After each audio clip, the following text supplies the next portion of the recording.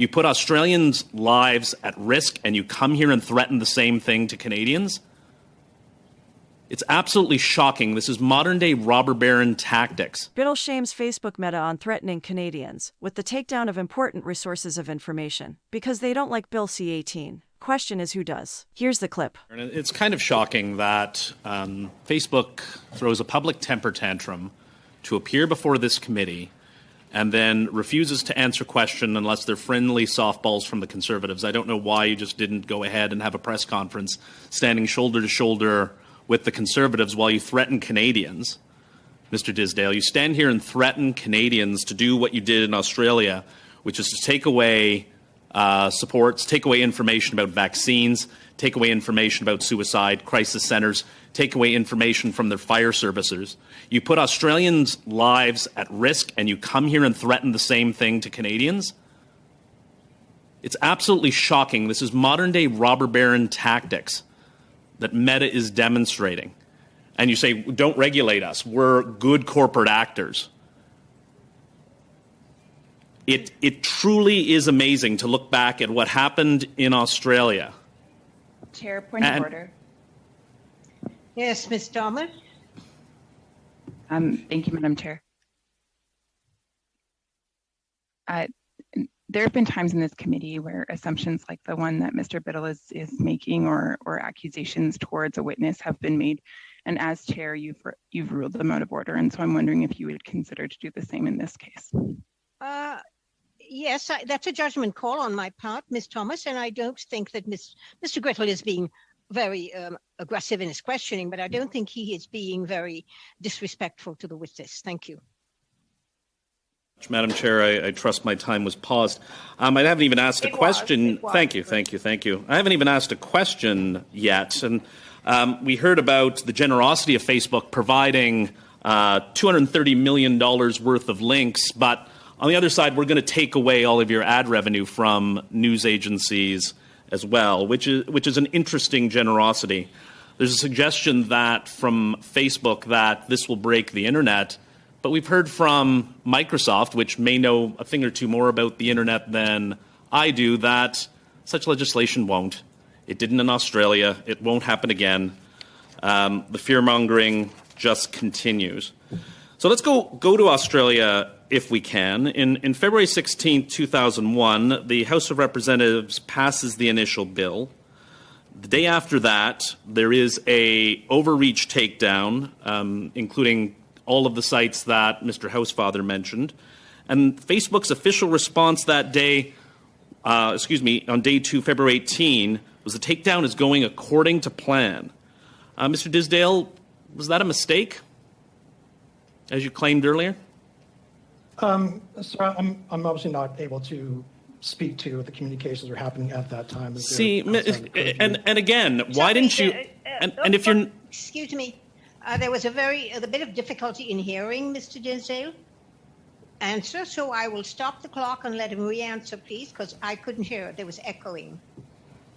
Sure. Thank you, Dr. Fry.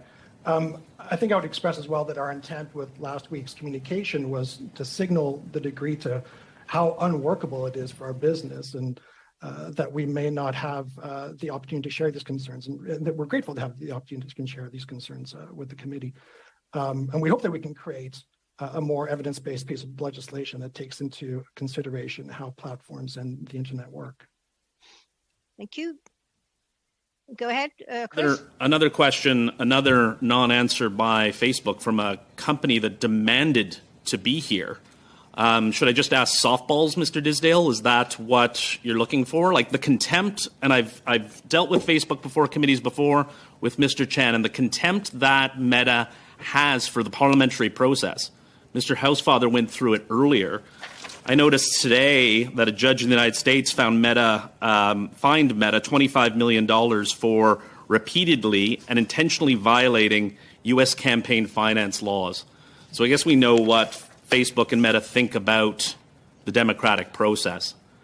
At the end of the day, we see Mr. Zuckerberg in whistleblower communications celebrating the outcome, that outcome putting the lives of Australians in jeopardy. Was that a mistake on Mr. Zuckerberg's part? So again, I believe that we've expressed the point that there were mistakes that were made that we have been public about.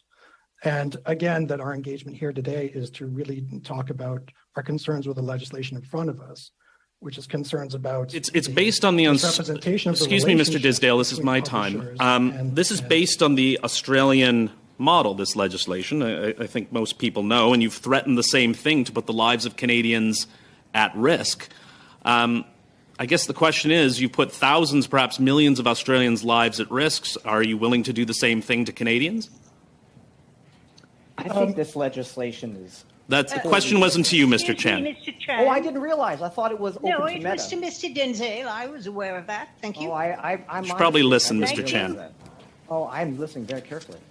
I think, again, sir, Denzale. as Mr. Chan has expressed, the outcome of the legislation in Australia was that we do not, in fact, pay for links. So a model that is based off of the Australian model is in some ways inapplicable because we are not designated in Australia.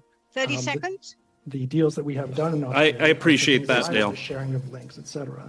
I appreciate that, Mr. Disdale, and it's disappointing again to see these robber baron tactics to come in and threaten parliamentarians, threaten Canadians. I know I'll be reaching out to Whistleblower Aid and Libby Liu, their CEO, and request that they submit a briefing to this committee because the tactics that Facebook employed and Meta employed in Australia to endanger the lives of citizens without a care. And even if you're saying it was a mistake, that doesn't play out in emails and correspondence between your CEO and yourselves, and you come here unwilling or unable to talk about it. And it's truly shameful what you're doing, sir. Thank I would you, Mr. character- I would Biddle. say that Thank those are you, Mr. Biddle. mischaracterizations of the I'm afraid facts, that sir. time is up. To Mr. Hartfield, I was looking on your website. It said 50% of your revenue comes from grassroots donations. Are there tech giants that contribute to your organization as well, such as Google? Yeah, so that's a minimum of 50% comes from small grassroots donations. Google was a donor in our last financial year. They aren't in this one, but they haven't been before. But we don't take more than 15% from anyone. Thank you so much. Mr. Chen, I'd like to dig in a little bit. You said earlier in your testimony that the deals that you have made aren't commercial agreements, but are deals to develop new innovative models with publishers. Is that correct? What I said was that the commercial arrangements that we've established with various publishers was to incentivize new behavior that would spur digital innovation. It just was interesting when it was put to you as a commercial agreement earlier. You denied that they were commercial agreements, but when Mr. Housefather asked for deals, they became commercial agreements, so that you wouldn't have to. Again, Mr. Chan, don't talk over me. It's not good for the translators. Please wait till I finish.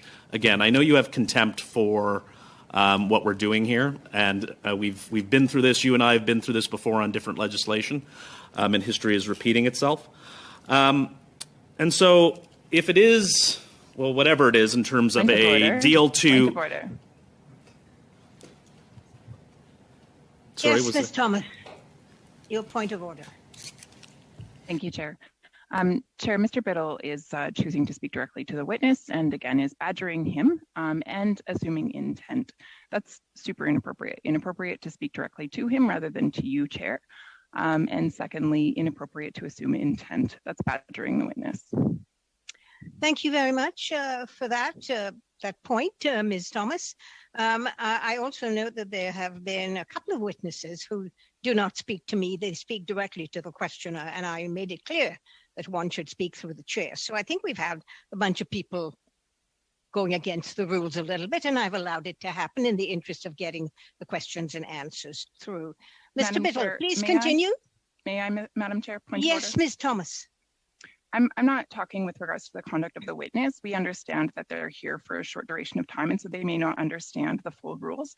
Mr. Biddle has been here for quite some time, and as a former lawyer, he understands the importance of following rules.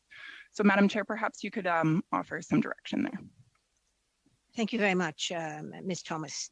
If I think that Mr. Biddle is in any way, shape, or form disrespectful, I will tell him so. Thank you very much. Mr. Biddle, continue. I think Mrs. Thomas watches too much Law and Order. I don't know where badgering the witness is in the standing orders. Though it is good of the Conservatives to stand up to defend Facebook whenever possible during this, we're not getting a lot of answers if it's not a softball question from the Conservative Party. So back to my original point in terms of, and sometimes during your testimony, it's a deal to innovate. Sometimes it's Madam commercial. Chair, point of order.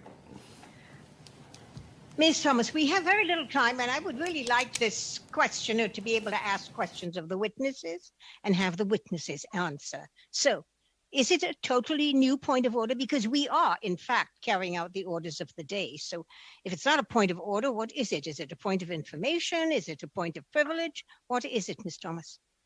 Point of order, Madam Chair. Yes? Thank you.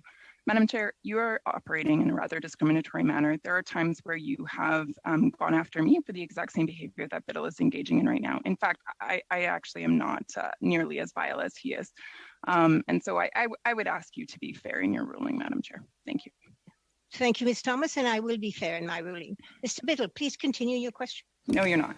Thank you very much, Madam Chair. And I'd just like to point out that in a point of order that I show more respect, I was called vile. But anyways, I guess that's the way the Conservatives are going to operate. So I guess back to my original point, Mr. Chan. Sometimes it's a deal to innovate in your testimony. Sometimes it's a commercial agreement. And if the government's doing it, it's a tax. How can you explain the difference between those two things, or three things, I guess, that your testimony changes from point to point, depending who's asking you a question? Well, I'd like to see the transcript. I don't think I've ever used the word tax. So first of all, that has to be clear. Second of all, there's, in fact, the best, I'm sorry I have to point this out, but this is just, the logic escapes me, so I have to say this. The best commercial deals, I hope, are always going to lead to innovative outcomes. Thank you very much. I believe you said taxes are leaky, was I believe your exact statement, but interesting enough. I think you just said that a couple of seconds ago. There's a general certain point. Again, Mr. Chan, You you've been before committees enough that you know not to speak over members of Parliament. I know you claim to have respect for this process, but again, this happened in Proc when you appeared before us and trying to speak over me and trying to shout me down. Your company's Robin Baron tactics are on display. At least we can show a little bit of respect to each other in this process, and you can go out and have your joint press conference with the Conservatives afterwards. Mr. Dinsdale, do you know if the company is planning to threaten the government of the United States of America? Because I know there's similar legislation before the United States Congress. Sir, again, I think we're here today to try to responsibly share the committee our concerns about the bill. We're focused on threaten the people of Canada, and I'm just asking if you're planning to do the same thing to the people of the United States, or is it just that it's an American company, so the American government's not going to get threatened, just the Canadian and Australian governments? Again, sir, I think we're here to try to share a point of view on Canadian legislation and the misrepresentation that it has of the value exchange between publishers and platforms, the challenge that we have with paying to then have the right to provide free marketing to publishers, and our concerns that are expressed by independent publishers about how this legislation could potentially stifle innovation. You've got 10 seconds left, Chris. I think would you like to do anything in that 10 seconds? No, thank you, Madam Chair. It's now 5.